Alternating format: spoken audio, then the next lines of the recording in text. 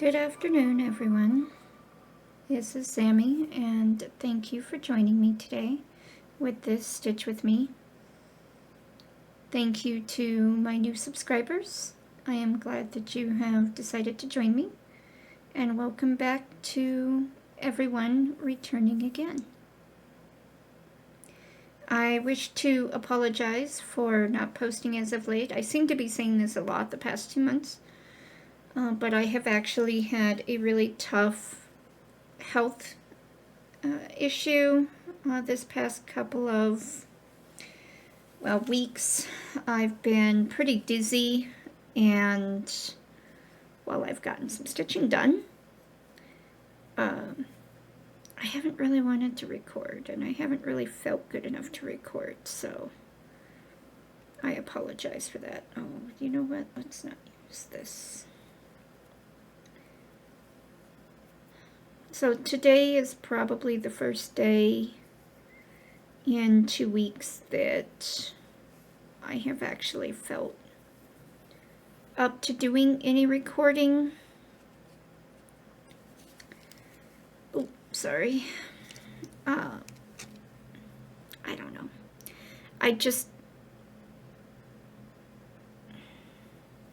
It's been a rough 2 weeks, I'll leave it at that. It's been a pretty rough 2 weeks.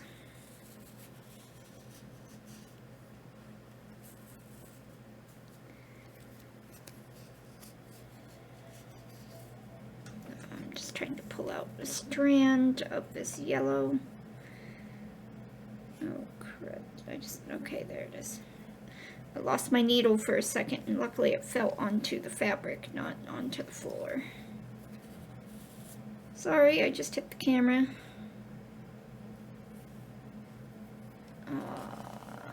Did it just knock out? Yeah, it looked like it knocked out my my focus. One moment. There we go. All right. The issue with trying to do multiple things at once. Okay. So I thought we would do the, where is my beeswax? There it is. I thought we would do the HAED salad today. I've actually been working on this quite a bit, as you can tell. And this time for a bit I decided I would do cross country by page and by the color that is least used in the pattern to the most used in the pattern, so that hopefully, keyword hopefully, I would be going from confetti areas or ninja stitches to larger blocks of color as I go through the list.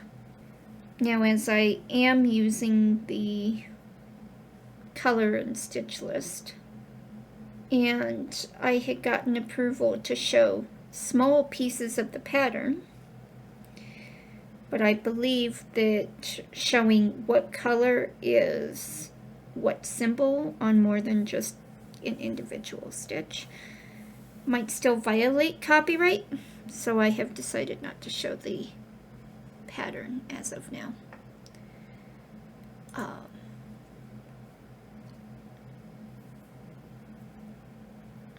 I can tell you that right now this color, this yellow color, still has 204 stitches left in the pattern. And since this is a pagoda, I believe, let me look at the pattern here. Yep. So 204 stitches are all in this area right here. So that is probably going to be all that we're going to do on camera today. We'll see how my head behaves. I woke up a little dizzy this morning. Not as bad as I have been. So I am improving on a very minor level, thankfully. And I did make it to the doctor today, even though that was a trial. But we'll see how long I can stitch today. Oh, yeah. Right. So one of the things I have been doing, which I got confused there because I was just not really thinking what I've been doing and just immediately started with the loop start. So what I have been doing throughout most of this last probably 2 weeks is I went from using 2 strands on my needle with a loop start to using 1 and doing each of these tint half stitches twice. And I think, I don't know if you can tell compared to some over here, like specifically, let me move the camera just a little bit on the fabric. Some of these stitches in here kind of look a little bumpy. You might not be able to see it. It seems to lie better because the threads are not twisting over themselves because there's only 1 strand. Now I realize if you're working on a fabric that's going to require you to use more than 2 strands, using 1 strand and doing 1 stitch 3 or 4 times isn't practical. Come on, things, stop moving on me. But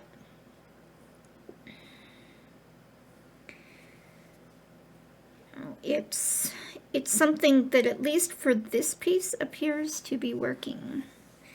Now it does also mean that I've had to change how I start. So I just pull the start down and then I'm going to very carefully start the stitch. Kind of feeling that thread go across the back of the fabric on the back, and then I'm just going to do the stitch. Now I don't catch the thread on the back, and I'm not putting it into a spot where I'm going to stitch over it per se. So I'm not putting it like ahead of the row where I know I'm going to later stitch over it. But because I am doing each stitch twice, I have found that it locks that first stitch into place.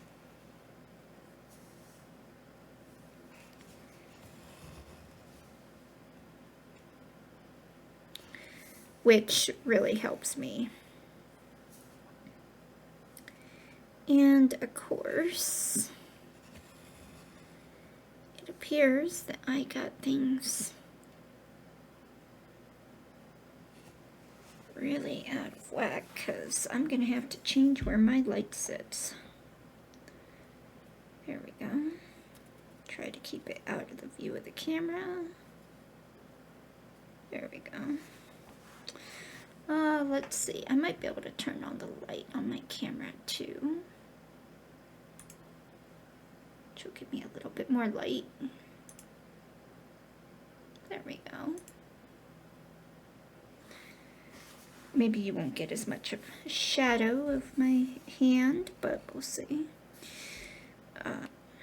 In order for you to kind of see the whole thing, I had to zoom out a little bit. And unfortunately, it seems like you don't really get to see a good close-up of the stitching as I would like, but then you get to see more of the pattern. So basically what I'm doing here is there's a lot of this, not all of it, but a lot of this white in this pagoda where I'm stitching is now going to be filled in with yellow, this bright yellow. And I'll just continue the stitch.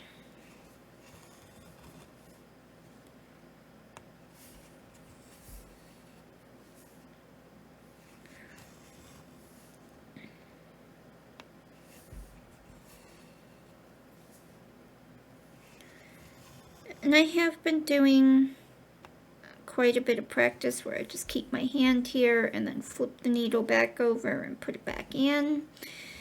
But the issue is that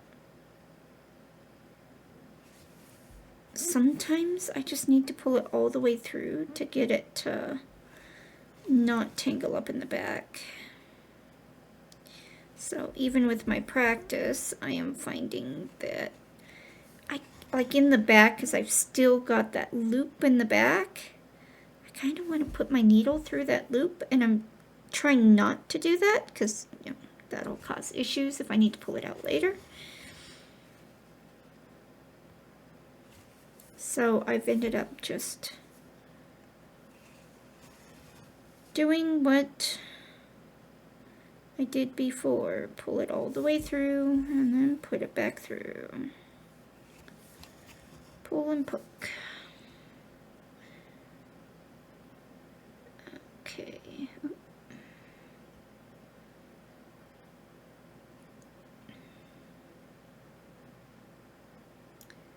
So I'm going to continue up this way. Let's see, I've got some over here. And see, I try to get into that habit, and also because it gives you the nice sound of the thread going through the fabric. Because when I'm applying some resistance, you get that nice thread through fabric sound. I don't think it's really there as much when I am doing the pull through and poke, pull through and poke. Because I'm not pushing right up against the thread, the warp and weft threads of the fabric.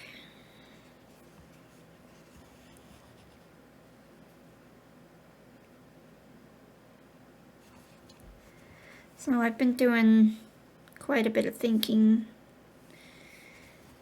these past 2 weeks,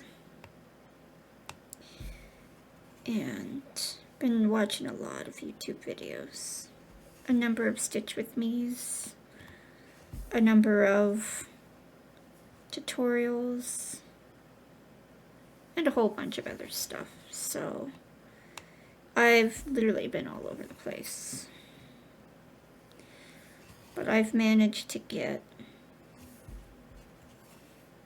roughly a couple hundred stitches done a day. And mostly on this piece. I've done a little bit on the Drive-Thru Dragon, but not that much. I guess I really am enjoying this. But I was thinking about the other pieces that I now have.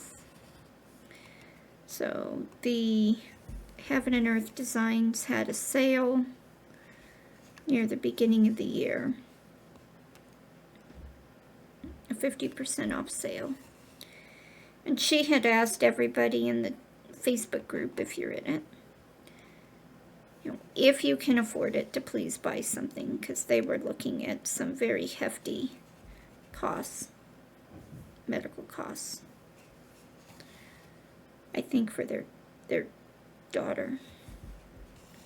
And I apologize, I don't remember all that well exactly what it was. But I looked and was like, yeah, I can afford it. So I ended up buying the last piece on my wish list.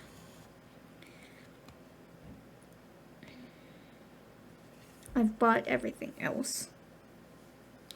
Oh, no, no, no, I don't want that hole. That stitch is not yellow. Not this color. So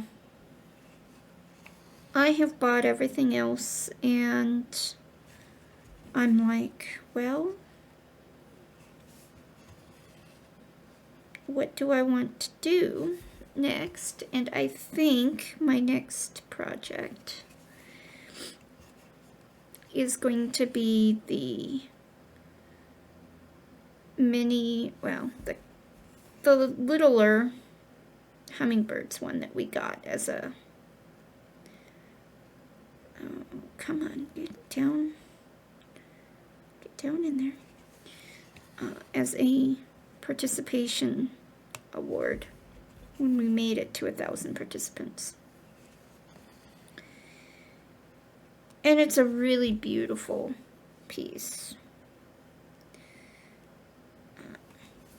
What I will do is in edit, I'll put up a picture of the picture from the pattern to show what it looks like. And I've been thinking about doing it not on this easy count, but on a colored 18 count Aida.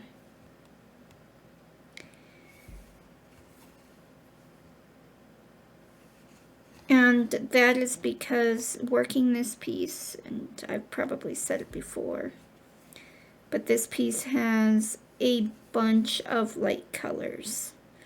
Whites, light grays, and being on white, it makes it really, really hard to see.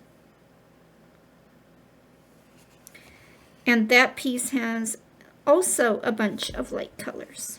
So I was thinking, oops, sorry. I was thinking about putting it on a colored piece, but there's also a number of pinks in it. So I don't think I'll put it on pink, even though it would be a great complementary color. But I want something that will complement it, but yet be contrasting enough. So if you guys have any suggestions, I would definitely appreciate it as to what color fabric I should get. I don't want anything flashy, so I don't want like a bright yellow. But at the same time, I want it to give me enough contrast. So I don't want like, you know, a black or a bright yellow, but something that once it's used as a border around the edge will actually look nice.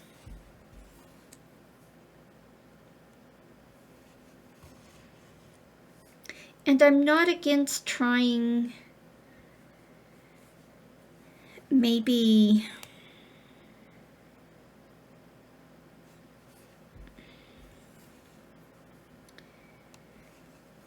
and the thing is I don't know if this can even be done, but like up here on the border, because this will be the border up here, of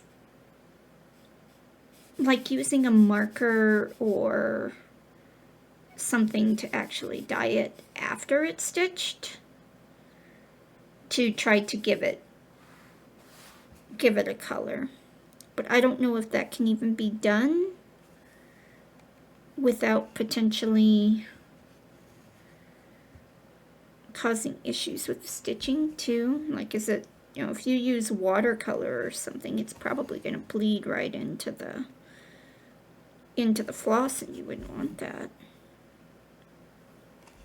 And actually, watercolor you probably wouldn't want to do anyways, because once you wash the piece, it'll wash out. But just to do do something to try to give that contrast for border.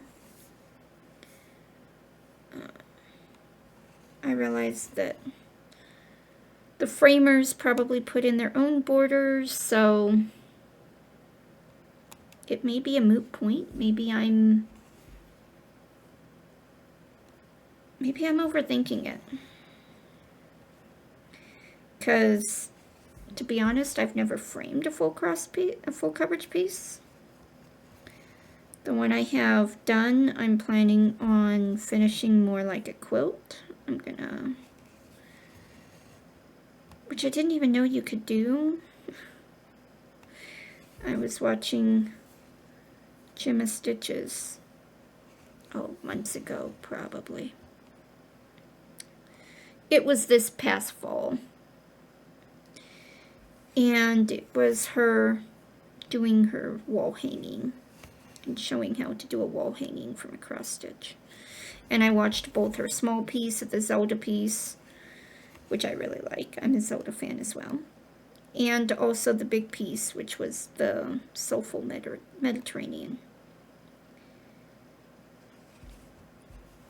And I really enjoyed how that came out, but at the same time, I don't like using that interface and ironing on that interface. And someone in her comments mentioned just do it like a quilt. So I went down that rabbit hole. And once I went down that rabbit hole, I'm like, hey, I think I will do that. So I have a piece which I had bought off Amazon as one of those printed patterns that I still have to finish. I mean, the stitching is done, but I have to finish it. But I went to Joann's back in November and bought a bunch of black and red fabric.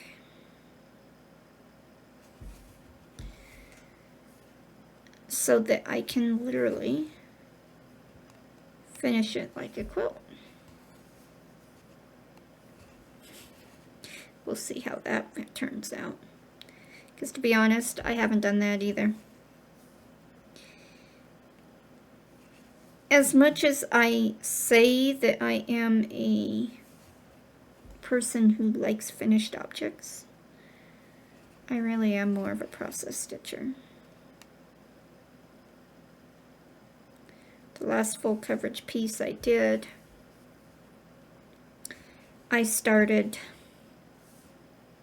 probably 20 years ago. And I worked on it on and off for probably 2 years. And then as things progressed in school and whatnot, I set it down, put it away into my little storage for all of my crafting stuff. I got into spinning and weaving and doing more crochet and taught myself how to knit. And, I went down the whole rabbit hole there. Completely forgot about my cross stitch. And then we moved into this house close to 10 years ago now. I think it's 9 years ago. And then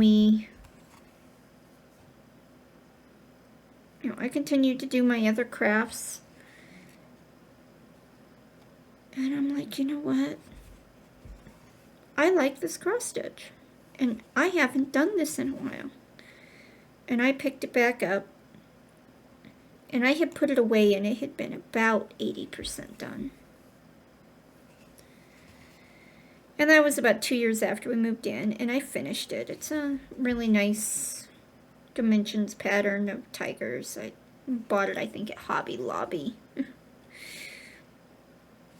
And because it had been put down and put away and had, just been forgotten about for years, it had yellowed.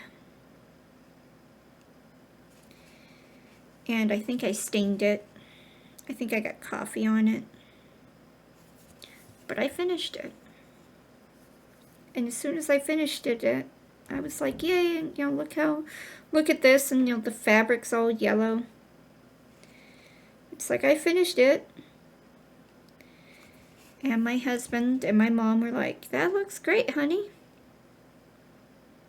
And I folded it up, put it back into the my craft box, which is still out in the garage. And that's where it still sits to this day. I haven't even washed it. I was so disappointed that it yellowed really, really bad. That I had no intention of ever getting it framed and ever displaying it. I was happy to just get it done. And at the time, I didn't realize that part of the process was, after you're done, you have to wash it. You don't throw it in the washing machine, obviously. I already knew that. But you have to wash it. And all of that yellowing will come out. I didn't know that. I actually just learned that this last year. So eventually I will pull it back out, as long as the moths haven't gotten to it and destroyed it. And wash it. And hang it.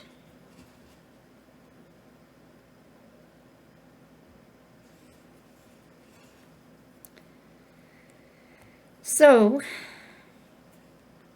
being a process stitcher, even though I'm like, I want this piece and I know exactly where I want to hang it, at least today, knowing that it will take me years to complete, this one I'm hoping to have done this year. But we'll see. So far I'm on track. But when it comes right down to it, I am still such a newbie to this. I am still learning.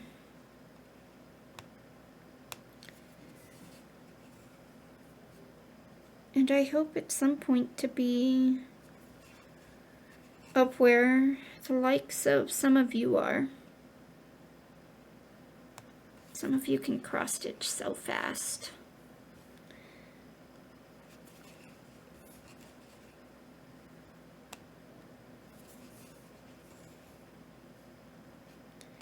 I feel like I am so slow.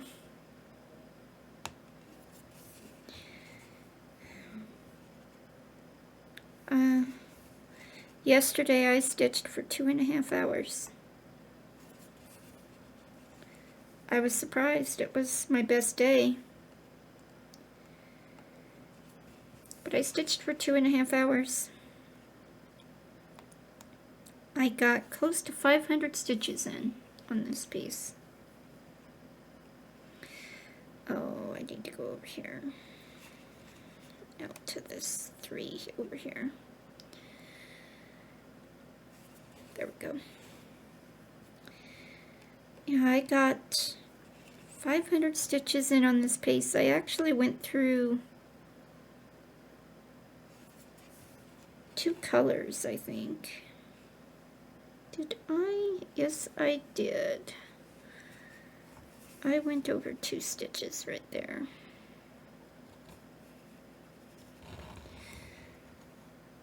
I think I went through 2 strands of this yellow yesterday alone. So, not 2 full strands, 1 strand that I cut into half, because I'm only using 1 strand, and then doubling it. But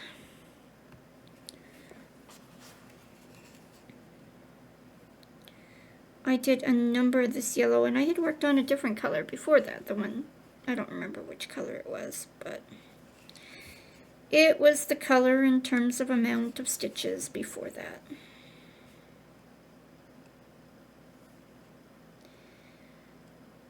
And I did really, really good. But the day before that, I couldn't stitch at all. We win some, we lose some. I am going to be out of thread here soon. Now the question is, am I going to be able to finish this row first or not?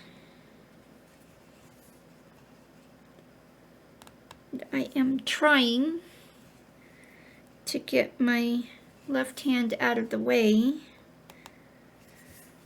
when I'm pulling the thread through so that you can see where these stitches are going.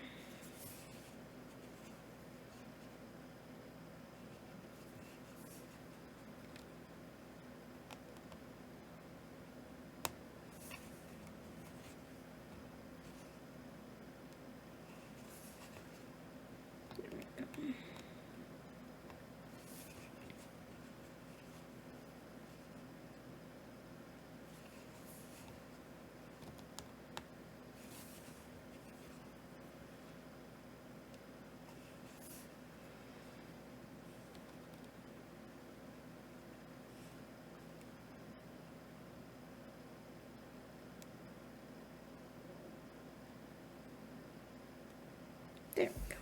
Now I'm going to go ahead and pin stitch this off. I have enough left to do this.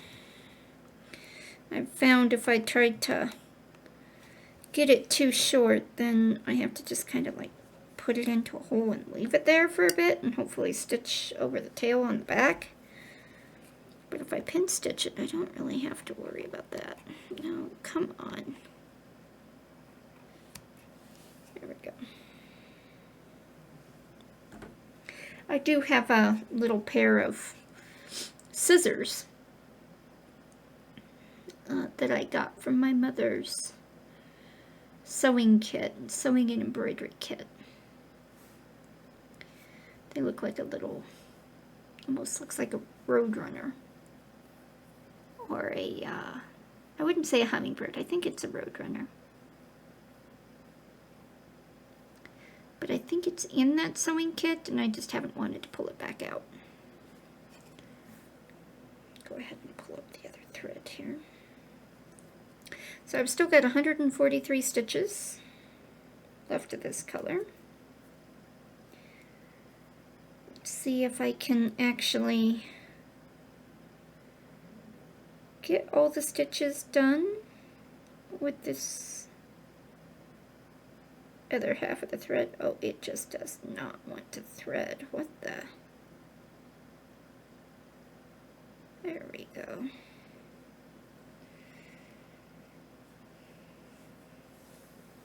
Sometimes I gotta coerce it into place.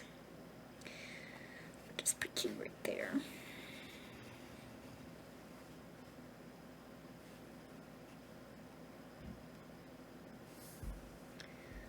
All right.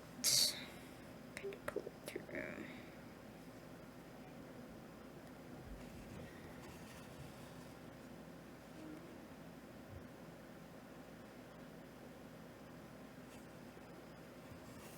It sounds like my husband's home.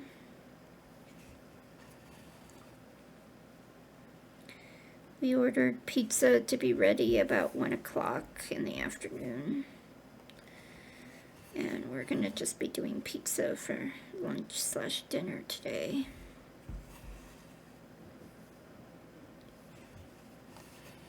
So, let's see. Yeah, I'll do this one. I'll just go across this row. Yep, he's home. I can hear him.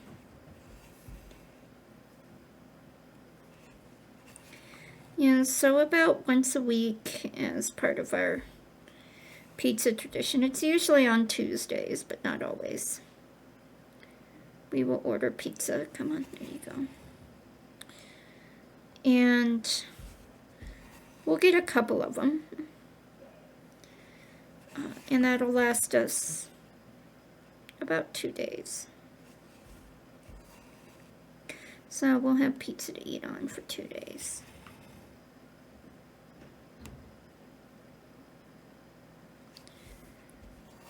Which means that my husband doesn't have to cook. And neither do I.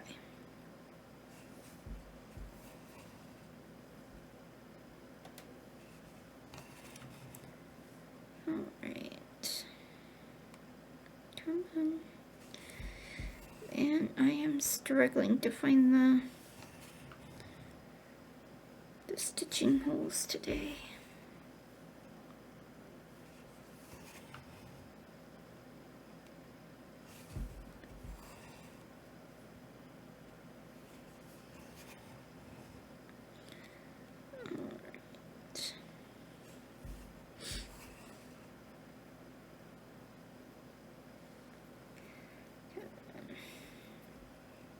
I'm still clearly twisting my thread because I have to untwist it.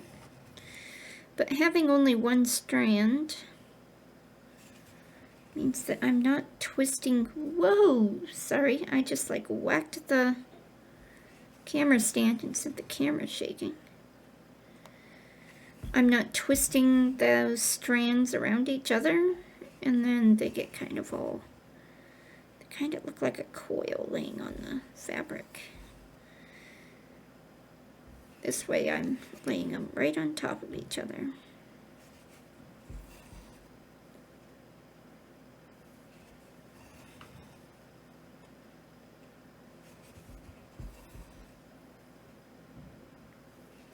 Because I've noticed that when they have that coil, it actually changes the way that the light reflects slightly.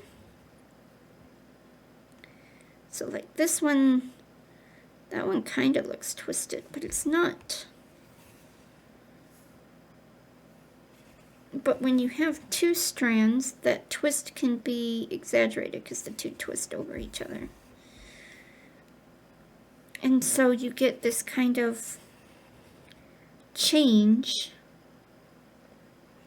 to the light reflection, and that, well, makes the twist more obvious. And I realize somebody at 3 feet away, because you're always going to be looking at this piece 3 feet away on a wall when it's done, will not see that.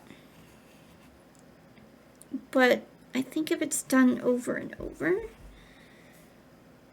they will see it. They just won't know why.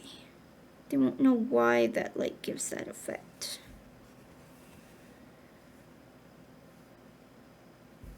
That's just my thought process. Yep, I tried to go over 2 on that one. Come on. Can I back this needle out without...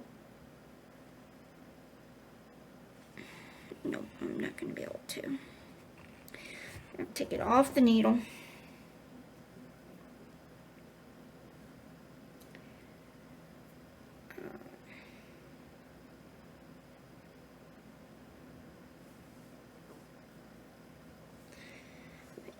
So, come on, put it down into the right one. Come on, there we go. Put it into that right hole.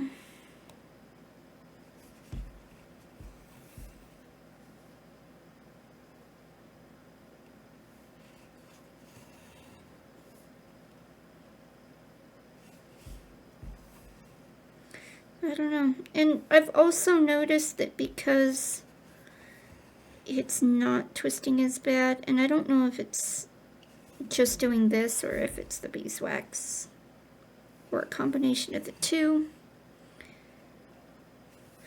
but I'm not getting a lot of knots.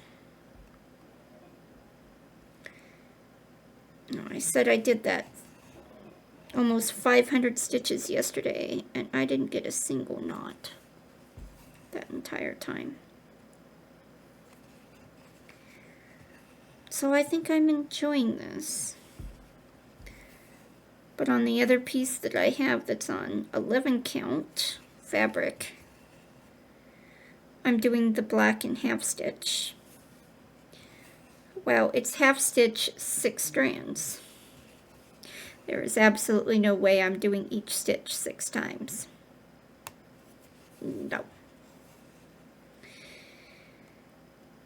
So I am still using 3 strands in the loop method for that. And then the rest of the piece is actually 3 strands full cross, or it will be. I did a couple rows of it,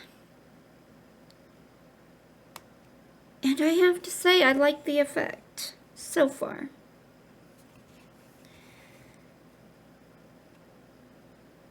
I'm hoping that when it's done, the effect of the half stitches being the black on the piece will give the illusion of the black being in the background and bring the other stitches forward. But until it's actually done, I don't know if that's actually going to work. I've seen pieces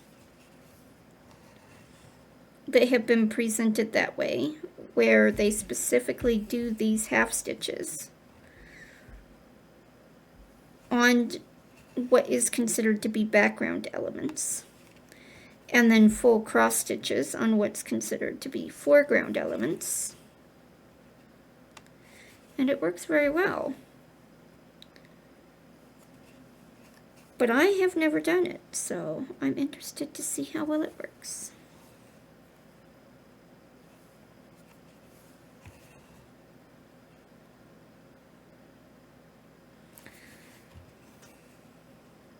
But I do like this half stitch, especially on this 25 count.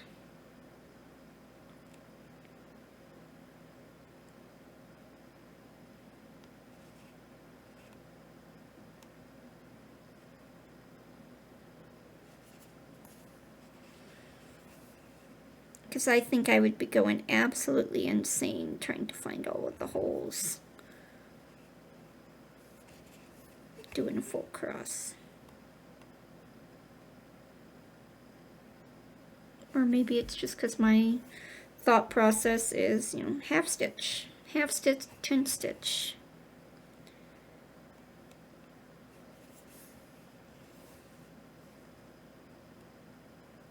And so I don't see the other holes. Quite possible. Oops, sorry, I hit the camera again. Come on.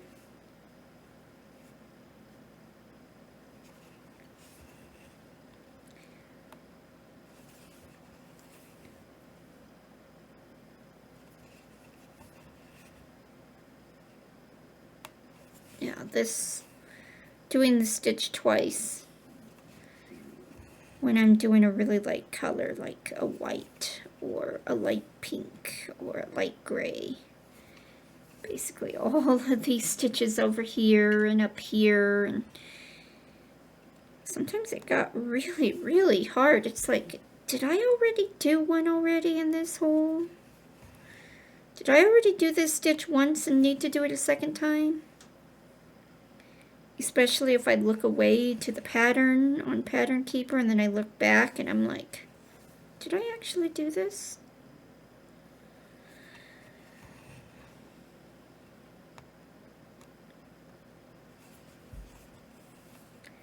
But I'm learning a lesson. A piece with a lot of light colors should probably not be stitched on white. Even as much as I love this easy count, because it makes it so easy. You don't have to grid everything yourself, and you don't have to worry, is this pin mark gonna come back? Even though on the Drive-Thru Dragon I was adding the watercolor marker to be able to see better.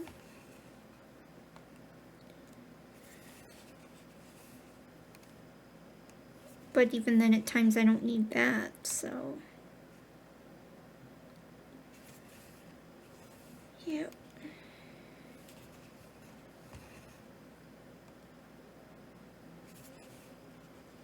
So yeah, I'm still looking for just doing a different color, and let's see, let's go backwards this way. Doing a different color and then putting my own grid on it.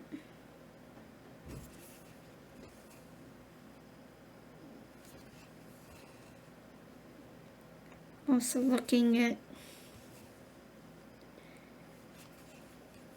maybe setting up a full DMC of those floss cards. Maybe just working both pieces off of that rather than. The Drive-Thru Dragon is currently using the what do you call them? Floss drops. And I still have a bunch of those left too. And I'm thinking, well, maybe I should use those floss drops instead for the short pieces. The ones that I've already pulled out. I don't know yet. I honestly do not know yet. Sometimes I think that as crafters, we settle on a system and then our mind goes, nope, I don't like it and want something else. And then eventually we come back to what we were thinking of the first time.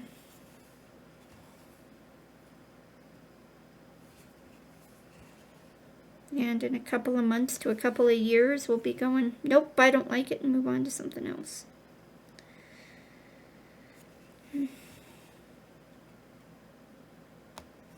Oh, speaking of moving on to something else.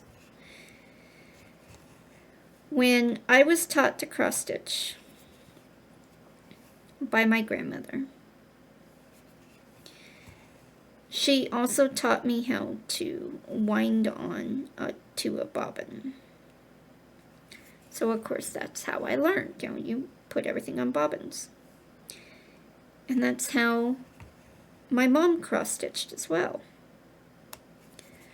Well, I was going through the closet the other day, trying to find something to do between my dizziness waves.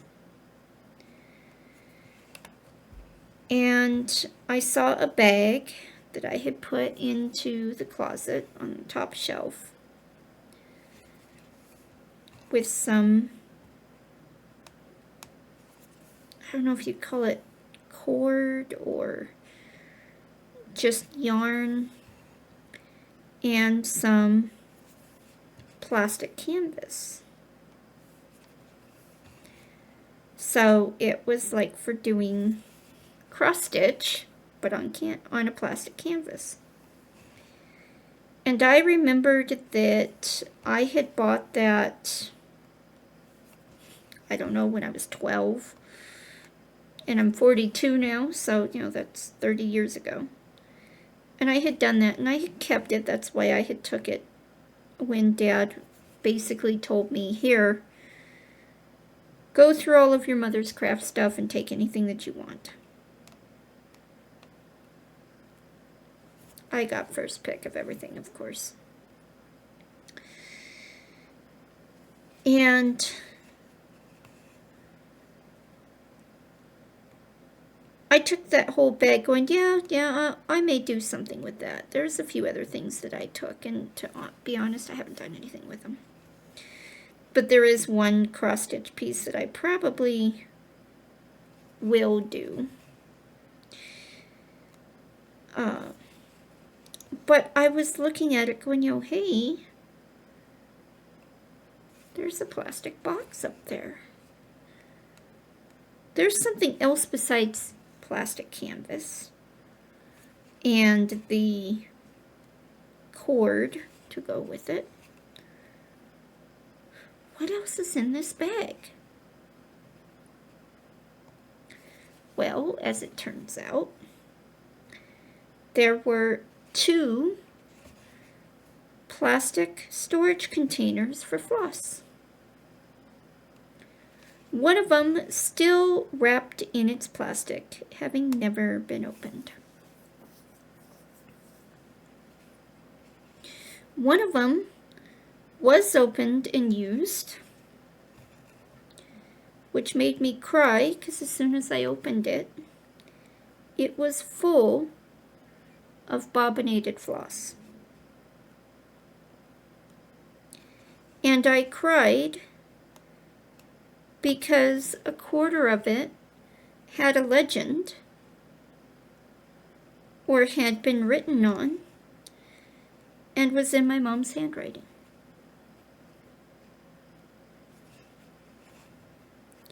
My mom has been gone for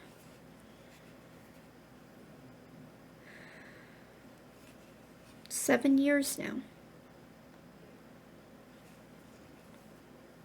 I think going on 8.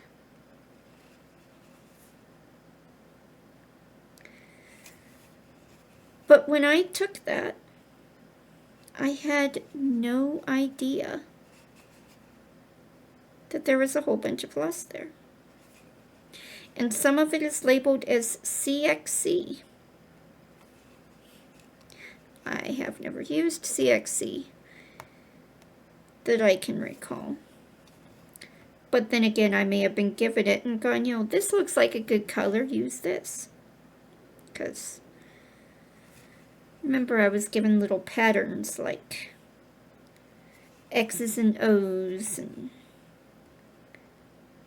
little cross-stitch flowers and I love grandma, I love grandpa patterns as a kid.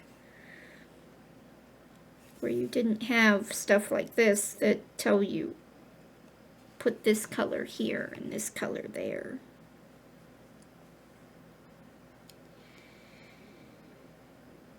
But yeah, I cried. I cried when I opened that because I had been looking at another storage system for my floss. Because my idea of using a binder with floss bags turned out to not be such a great idea. Even that 5-inch 3-ring binder is not big enough to hold that many floss bags.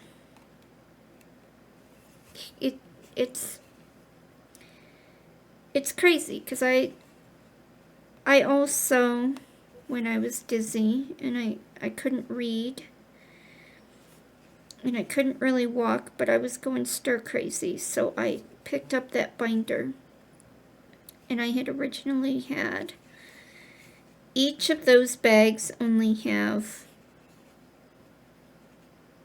one hole, so the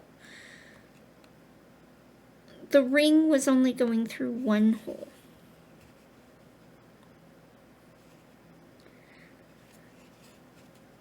And I reorganized them so that it worked more like a binder so that it went through both holes.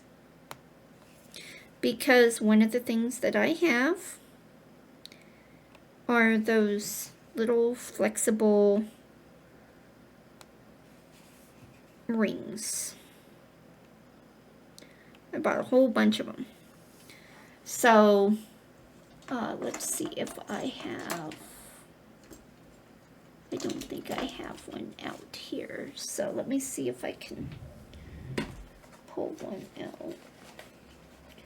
Well, I'm gonna have to clean my desk too. I have so much stuff in here, crafting stuff and everything else. So I bought these. Oh, yeah. Maybe you can see them better here. So these actually screw together to form a ring.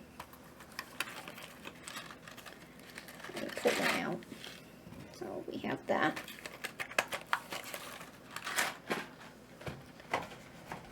So you put the ends together like this and you screw them together, right? So I redid, just like that, you did a nice 3-inch ring that you can then take on and off and no pulling and prying apart. Anyways, I took all of my floss away bags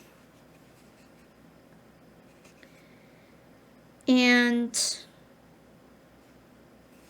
I reorganized them so that I had one of those through each hole. So it kind of made like a Rolodex of sorts.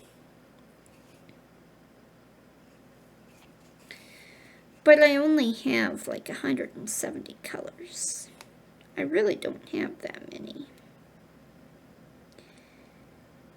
And I ended up making 2 of those. 2 sets of those Rolodex, like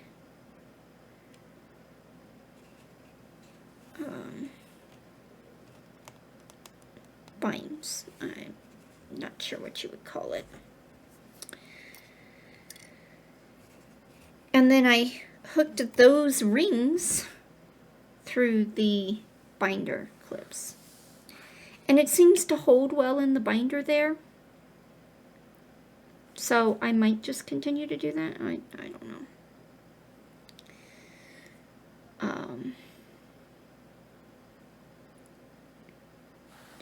1, 2, 3. Yeah.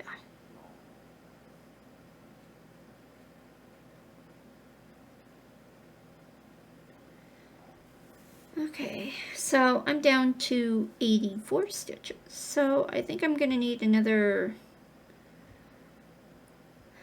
strand, another half strand to finish this. So let me pull this out. Grab my needle. Come on, needle. Let's see if I can get this.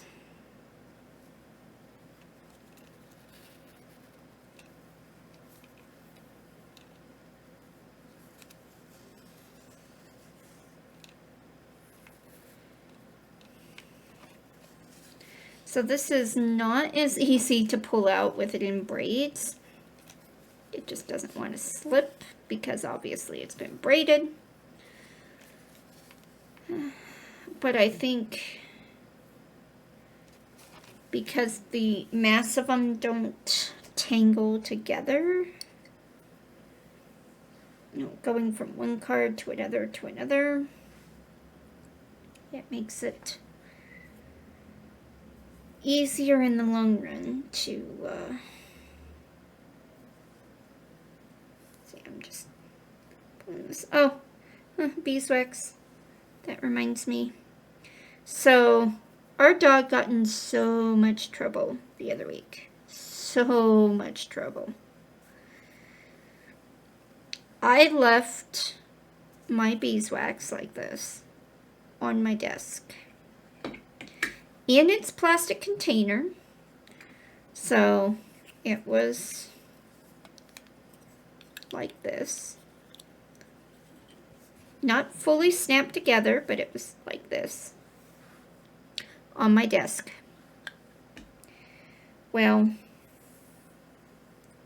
this was about when my dizziness started, so I wasn't feeling good, and I went to go lie down. I ended up taking a 2.5-hour nap. Well, I came back to my room, to my office, to find these 2 pieces on the floor, on opposite sides of the floor. And the beeswax was gone. Unfortunately, our dog, and I still don't know why, I have tried to train him not to do what he does, but he does it anyway. But he still thinks that whatever is on my desk, when I am not here, is his. If it is food, it is his. If it can possibly be a toy, it is his. And he obviously thought that my beeswax was a toy. Or, more than likely, food. Because it does have a... It's supposed to be unscented, but I swear it has a slight vanilla scent to it. And I'm not actually sure that's beeswax. When I bought it, it says it's beeswax, but it's not yellow. So I'm wondering if it's cut with paraffin. Now, he doesn't seem to have had any issue from it, thankfully. But I am still not happy about it. So I have to make sure when I leave, I either have to close the door to my office so he cannot get in, or I have to make sure that everything is put away, because he will get on my desk. And so far, I have been lucky in that I leave my cross stitch sitting on my desk. And he has not gotten up and tried to get my cross stitch. He has not gotten up and put his paws on it or a claw through it.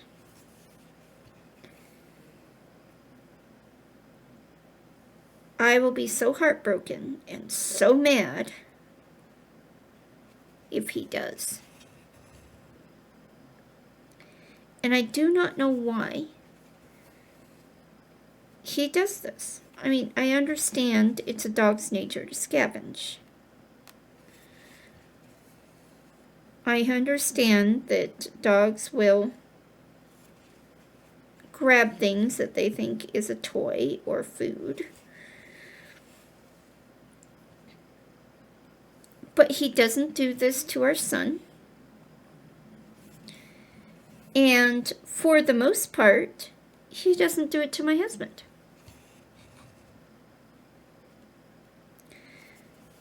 My husband can leave food on his desk as long as it's not a dog treat or a small thing, and the dog won't touch it. But if I leave food on my desk, regardless of what it is, he thinks it's his.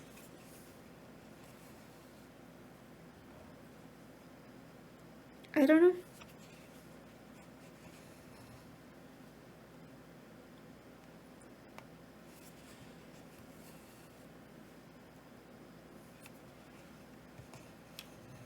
He's done it in the kitchen too, but only if I am cooking. If my husband's cooking, he doesn't try to go after food on the kitchen counter. Now, mind you, this dog is a small dog. He's a miniature pinscher. And although I tell my dad, yes, he will get out of a short fenced yard, my dad's like, no, because he has a 4.5, 5 foot high fence in his front yard. And I'm like, Dad, George can jump over it. George is our dog. If I haven't said it, it's like, George can jump over that. He goes, no, he can't. He's a small dog. Like, Dad, he will go across the back of our yard, which we have 2 sides, which are a brick wall fence. He will run across that back side and make a running jump to the edge of that fence. And when he bounces off of that brick wall that is 6 foot high, he has jumped 5.5 feet high. That dog can jump. As someone used to tell us shortly after we got him, when we're like, yeah, we think he's a miniature pinscher. The pound said he was part Chihuahua. Yeah, he doesn't look Chihuahua at all. But he's a spitting image of a miniature pinscher. And her response was, oh, they're like little springs. Little springs. Yeah, they're like little springs. He can jump so high. But yeah, I don't know what it is. It's only my stuff that he just thinks is his.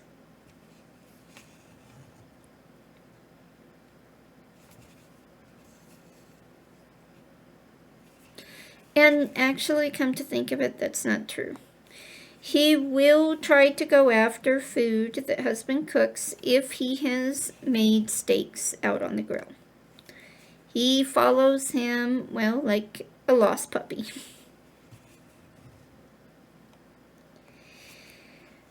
But it has gotten to the point where we have had to tell everybody, do not feed him.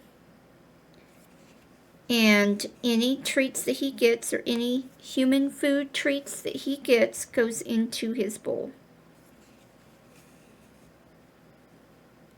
Because if we are at the dinner table and we do not lock him outside when it's nice weather, which is hard because he does have separation anxiety. So he will make your dinner time absolutely miserable if you lock him outside.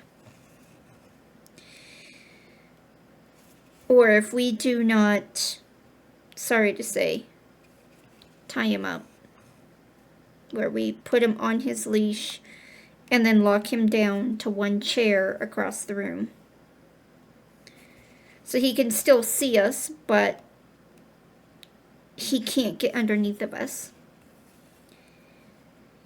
He will sit at your feet and whimper and beg for food.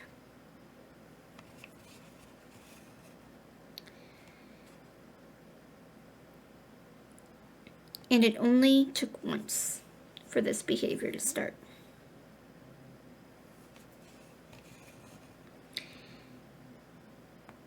There was one time that I think we fed him, we gave him a piece of pizza crust as a treat.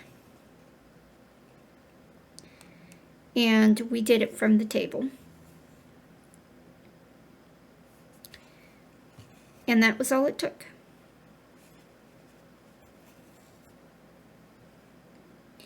And since then,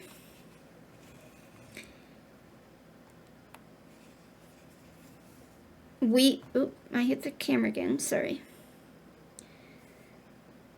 Because he will literally sit there and beg any time that you are eating, even if you're not at the dinner table. Like, I am at lunch at work, and I go and I get my food, and let's say I get leftover pizza, and I come back and I'm sitting here and I'm eating. He would sit in the room and he would beg for pizza. So we had to institute the rule that, one, he cannot be at our feet while we're eating, regardless of where we are. 2, he has to go lie down in his bed while we are eating. which is why we don't really have to lock him, like lock him down via leash anymore. He has learned that when we're eating, he has to go lie down in his bed. Except when we have company over, and then he goes back to his old ways. Unfortunately. So that he stopped begging. Especially when we would give him a little treat. Not much, specifically if I make something with like chicken broth. And I have chicken broth left over, and there's no onion or garlic spices or anything like that in it. We'll give him some chicken broth over his kibble, which he absolutely loves.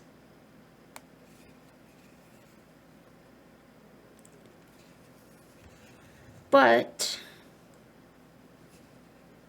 when we have company over, he reverts back to begging.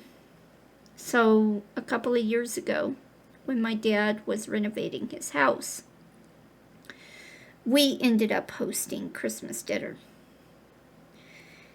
And the entire time, my husband had to sit on a chair on the other side of the room with the leash wrapped around the bottom of that chair so that George couldn't move while we ate dinner. And then after I got done eating, I switched places with him so that he could eat. Because he insisted that I eat first.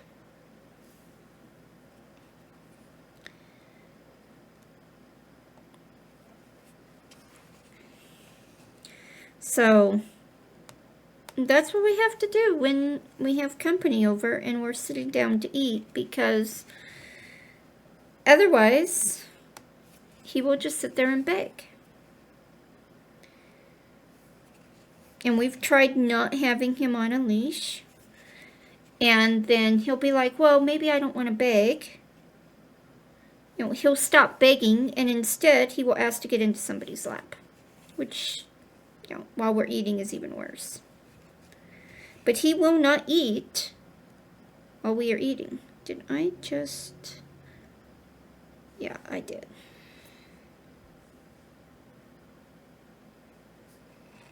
Okay, so... It's... sometimes it's crazy trying to train a dog.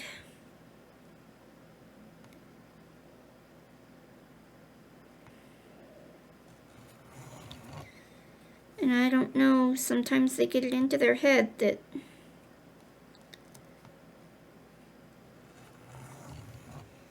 what's yours is theirs. And we have no idea what his first home was like. I asked the pound when we were adopting him what they could tell me about him. Where was he found? How did he act? Did his previous owners, if they turned him in, what did they say? And they refused to tell us anything other than the fact that he had been neglected.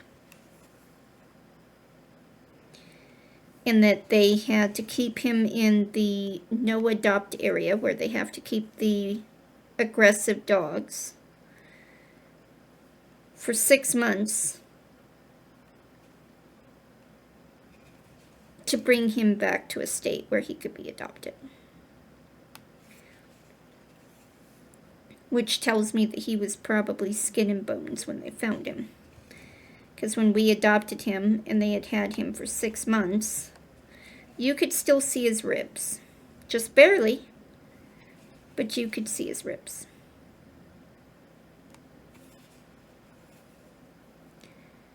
So clearly he had been in a bad state. But I'm starting to wonder if he adopted some bad habits. And sometimes I wonder, sad but true, if he was gotten as a puppy. Oh, we're gonna get the kids a puppy for Christmas. Because we adopted him in like September. But we're gonna get the kids a puppy for Christmas. And then turns out maybe they didn't really want a puppy. I don't know. But some of the things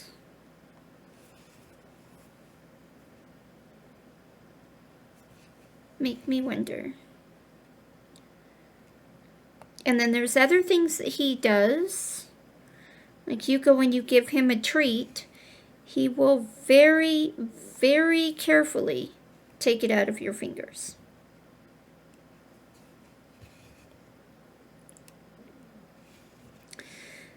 The last dog that my dad had at his house was his girlfriend's dog.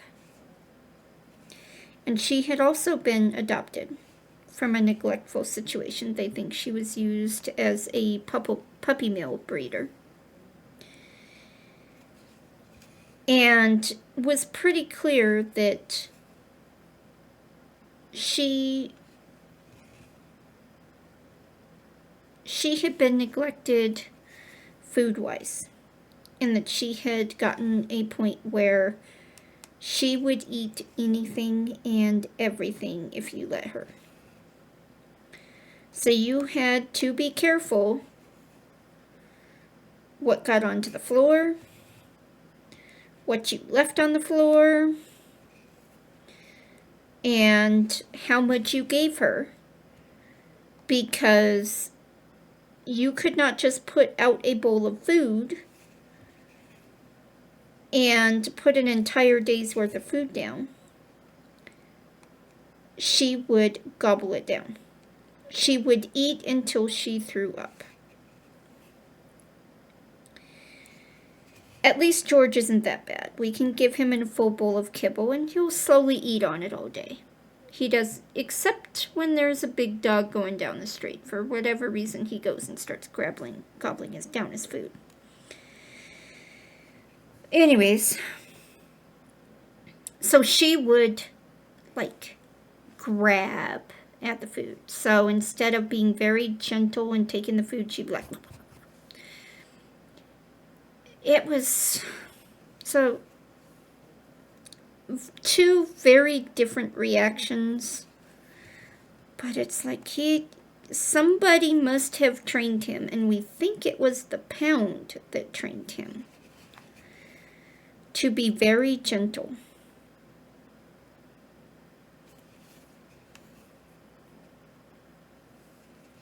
Probably so that he would be adoptable.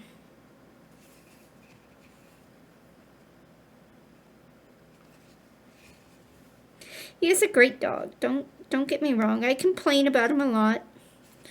I complain about his barking a lot because I did not originally want a yippy dog. I'm more of a cat person myself. And our neighbors at the time had Chihuahuas. They had like 4 Chihuahuas. And their yap, yap, yap always drove me nuts. Luckily, they didn't bark that often, but it always drove me nuts. I like bigger dogs with deeper voices, deeper barks. But George was chosen by my husband when we went to go look at a terrier puppy that had been there. And by the time I got him there to go look at him, he had already been adopted by somebody else. So we went back to look at the dogs anyways. And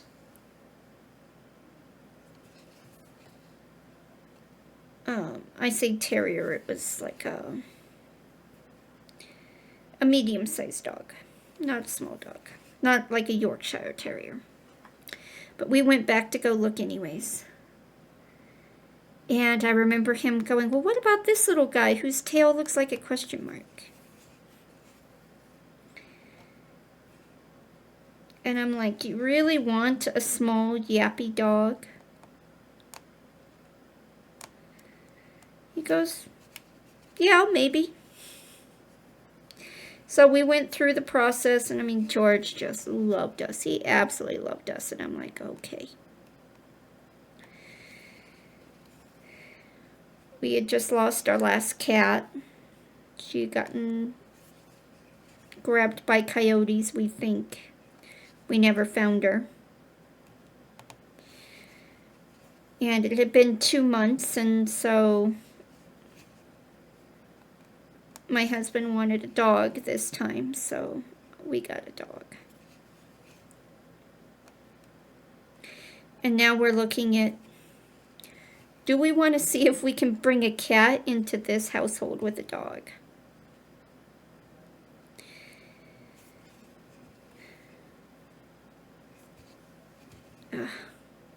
Everything happens for a reason. George is here for a reason.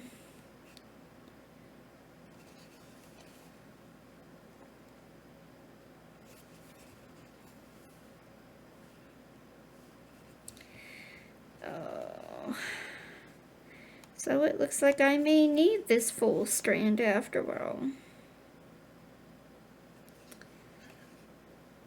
I'm getting a little short. I'm kind of going in this column here because I'm working my way back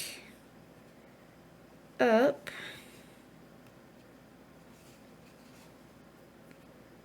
But I'm getting a little short. See, and I looked away to check the pattern, and now I lost where it was. Okay, there I am.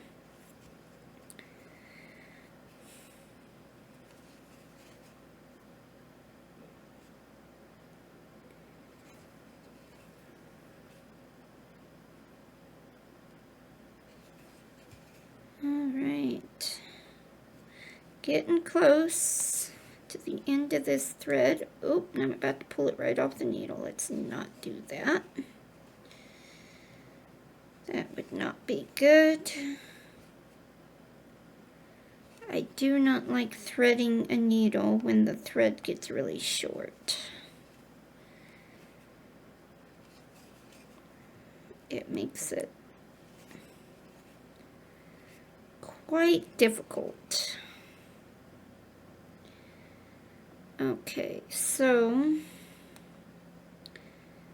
I'm not going to be able to get these last 3 stitches in up here, and then the 3 over here. So let's just,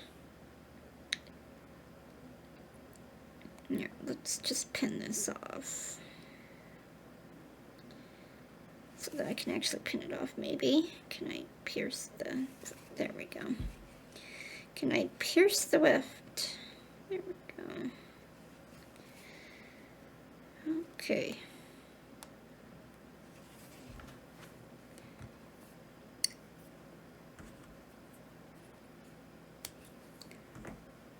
All right. So let's see, I've got these done. All right, so I have 24 stitches left, which is this section here, and then I have spattering through here. I'll go ahead and do that, and then I will call it. Can't believe I've been recording for over an hour now. I'm getting hungry. I haven't eaten yet today.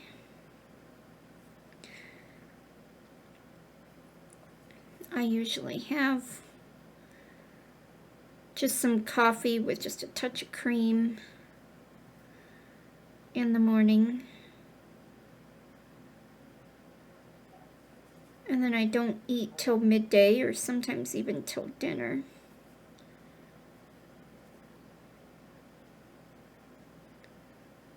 And then I'll go back to fasting. Oh, come on. This floss is just not wanting to go through the eye of this needle. Let's see, maybe I can get it under the light and that'll help a little bit. Come on. Pinch it. There we go. No, see, I'm wanting to get half of it, not the... And this isn't 2 strands, it's just 1 strand, but it's 2 threads, come on. And of course my needle is twisting in my fingers. No, it just wants to pull that one. Oh boy. Alright, turn it over. Oh, still just, alright, I give it. Let's try the other side. Try the other end of this floss, maybe that'll, maybe I have just pushed those 2 apart. There we go. There we go. All right.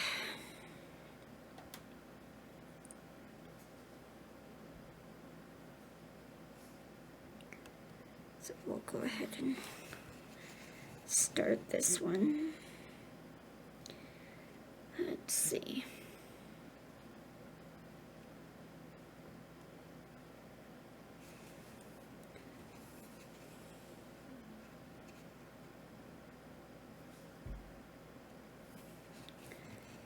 Alright.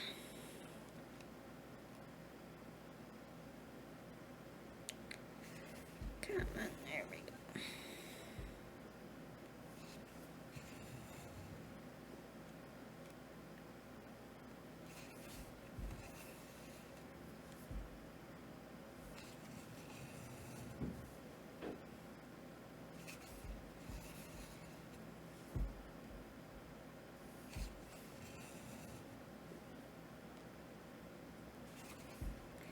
So I've got 3 here.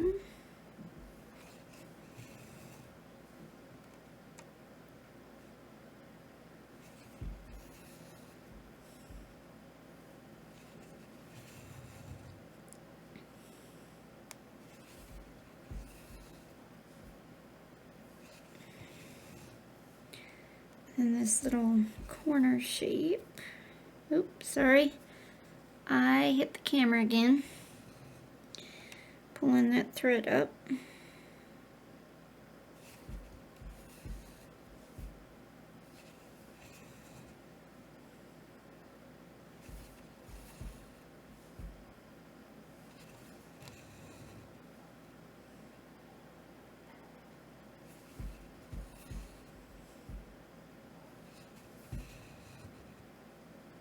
My husband's in there cussing. I wonder what's giving him trouble now. I'll go ask him in a minute.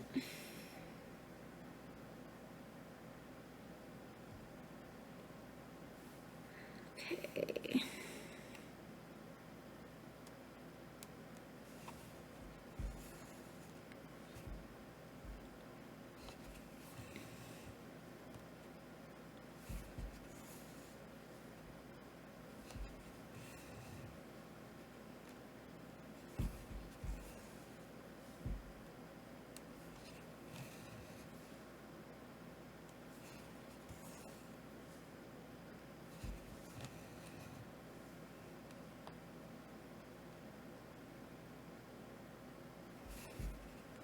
Having trouble finding where to put the needle in from the bottom today for some reason. I usually don't have this much trouble.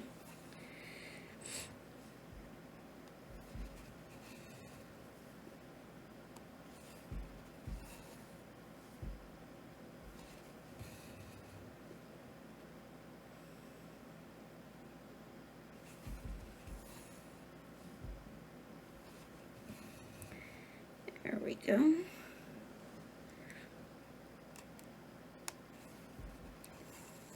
Go down here.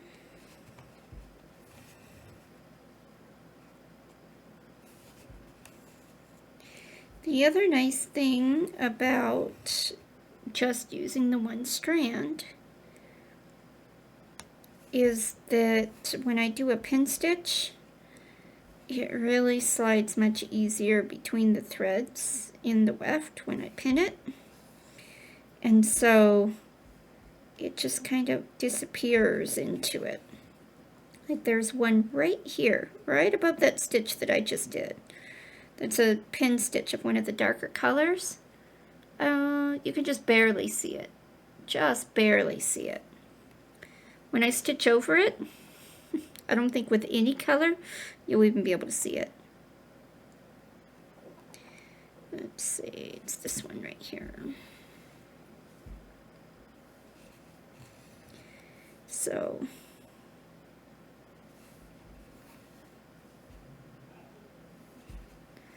yeah, even unless I stitched it over with complete white, I don't think you'd be able to see it. And I know that there's not going to be white there. This is all kind of yellows and golds and browns and reds and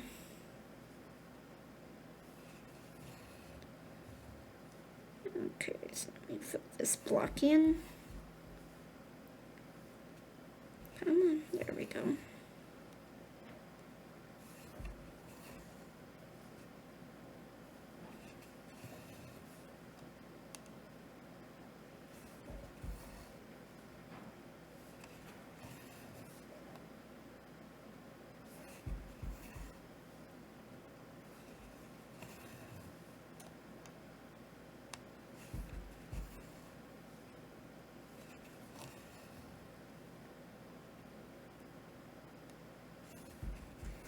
Looks like I have more than one strand there. There we go.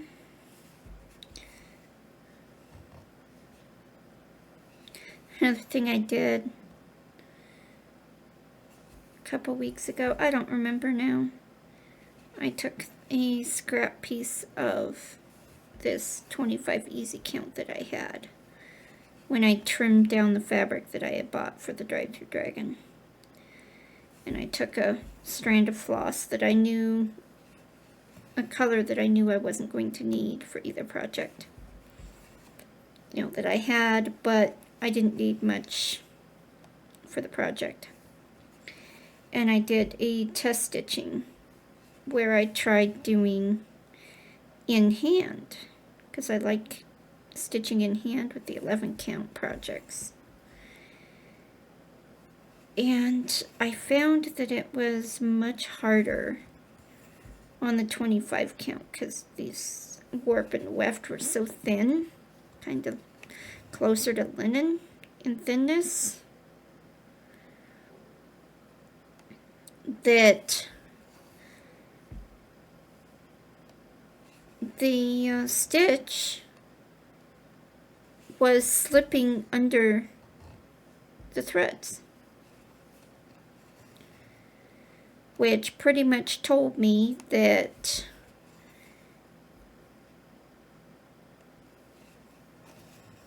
if I wanted to go back to full cross and potentially work in hand, I probably didn't want to use 25 count.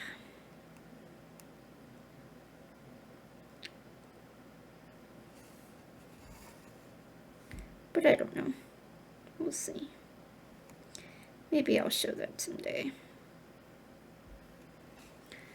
Alright, so I've got all of these done.